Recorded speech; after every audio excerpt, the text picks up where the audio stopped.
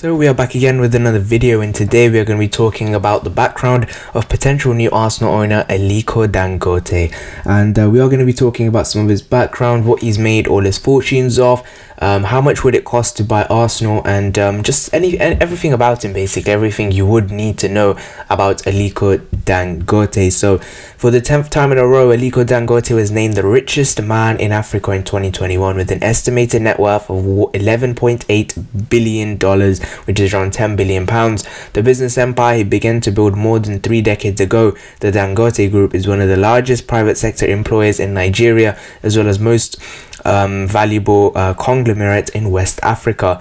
More about his early age. At the age of 21, Dangote borrowed $3,000 from his uncle to import and sell agricultural commodities in Nigeria, his native country. His business venture quickly became a success, and as a result he managed to repay the entire loan within 3 months of starting operations. Ultimately, Dangote was able to turn a local commodities trading business into a multi-billion-dollar corporation. And moving on, understanding how Aliko Dangote became the richest person in Africa. His business interests encompass many industries, including oil and gas, consumer goods, and manufacturing. However, Dangote Cement makes up a majority of the conglomerate's revenue, of which Dangote owns 85%. According to Forbes magazine, the subsidiary produces 4.56 million metric tons of cement every year and operates in 10 African countries. Dangote also owns the world's third largest sugar refinery, and altogether all of its publicly traded companies make up a quarter of the market capitalization of the Nigerian Stock Exchange. As of November 6, Dangote Cement Group reportedly quarterly revenues of 284.6 Nigerian nairas, approximately $720 million. So he makes a lot of money. At age 21, he graduated from Egypt's Al-Azhar University, considered one of Islam's most prestigious universities. It was there the budding entrepreneur furthered his education in business. More about how his empire was actually born. So after graduating from college in 1977, Dangote, as I said, uncle lent him some money so he could import soft commodities, and so he could get a loan for that at wholesale prices from international suppliers. 2 of his main imports were rice from Thailand and sugar from Brazil. He then sold those items in small quantities to consumers in his village at a lucrative markup. The venture quickly became successful and turned into a cash cow. In an interview with Forbes, Dangote claimed that on his best days he was realizing a daily net profit of $10,000 that allowed him to repay his uncle in only 3 months, which is absolutely mad. In 1997, Dangote realized that acting as a middleman was a very costly endeavor, so he built a plant to produce what he had been importing and selling for the previous 20 years: pasta, sugar, salt, and flour. Around the same time, Dangote was awarded a state-owned cement company. He significantly expanded the operations of his company in 2005 by constructing a multi-million-dollar manufacturing plant. The construction was financed with $319 million of Dangote's own money, in addition with $479 million in loan from the International Finance Corporation, a sister organization of the World Bank.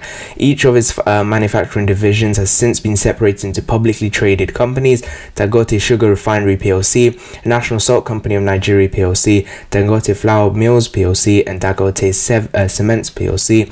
Dangote has always reinvested the majority of his profits back into his big businesses. So this could be a big thing. This could be a big thing. It's a big point, because everything he may get from oil is oil refinery companies. He could put potentially into Arsenal. You could put a lot of money into transfers, a lot of what Man City's owners and Chelsea's are doing for us. So he does seem like that kind of owner for us. Like many wealthy Nigerians who made their profit in oil, Dangote initially chose to go down a different path, but he has since entered the oil and gas industry in an effort to put some of his cash reserves to work. He is working on a massive oil refinery in Lagos, which is projected to start operations in late 2021. So this is the big thing, because this oil thing is one of the reasons why he has held off signing, trying to buy Arsenal, because he's always said, after I do this oil refinery, I'm going to go for Arsenal. He's always said this. And if this oil refinery is actually successful, it could significantly reduce Nigeria's reliance on international suppliers for oil and end the imports of $7 billion in fuel a year. The $15 billion refinery in Nigeria is the largest industrial project ever in Nigeria and is expected to produce 650,000 barrels of oil per day. His net value as I said, is around £8 billion. Now, how much will it actually take to buy Arsenal Football Club? So James Ratcliffe has been linked with the takeover for Chelsea in some years, but last August he saw his company Ineos complete a deal to take over Nice instead. He's an Englishman, and his brother Bob Ratcliffe, who is head of football division for Ineos, owners of Liga side Nice, told the Financial Times Business of Football Summit that a takeover of a top 6 club would cost at least £2 billion. And looking at the value of Arsenal Football Club, it could cost Dangote less than that. Market research website Statista have compiled the values of different parts of Arsenal to a figure that Dangote may have to pay to buy out Kroenke. Now, looking into this a bit more, obviously Kroenke is in a bit of a debt at the moment, paying out Arsenal's stadium revenue and everything, stadium debt, and he is going through a bit of a slump at the moment. Obviously the big stadium they've got, you know, in the LA Rams as well, that's something he has to consider. That was a $1 billion stadium. So I think if he had to sell, it would be around £1.8 billion to sign Arsenal, and that is the kind of money Dangote has. He has that kind of money, because you look at the sort of oil refineries built, which is $15 billion, which is basically most of his own money, and so much more money is coming through with his oil, with his mills, and all these different things he's got. So he could 100% get Arsenal. And just quickly looking at the quote he did say in 2020, just last year gone, and because he has said things in the past all the way down to 2015 about signing Arsenal when he first made his interest clear, even before Kroenke became full-time owner. But in 2020 he said that it is a team that, yes, I would like to buy someday, but what I keep saying is we have $20 billion worth of projects, and that's what I'm really wanting to concentrate on. Dangote said in 2020, I'm trying to finish building the company, the oil one, and then maybe in some time in 2021 we can. He said that I'm not buying Arsenal right now, I'm buying Arsenal when I finish all these projects, because I'm trying to take the company to the next level, which is huge, because he's always stated, I'm gonna buy Arsenal.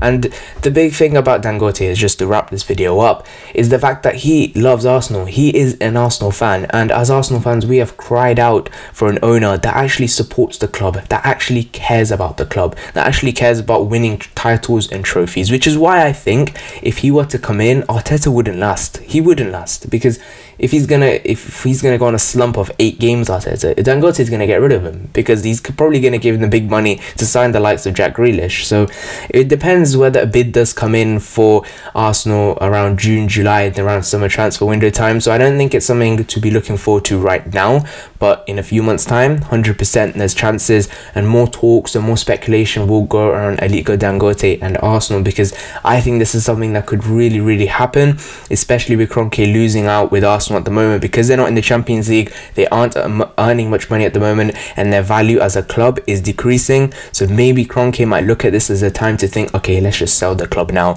and Aliko Dangote is ready to swoop in, and hopefully with his money coming in we can get up that table, because all this sustainable projects we're doing at the moment, it's clearly not working.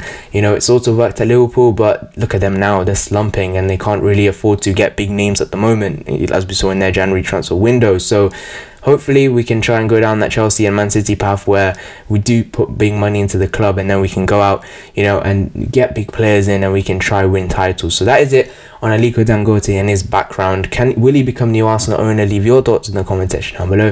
Thank you guys so much for watching. See you guys in the next one. Bye bye.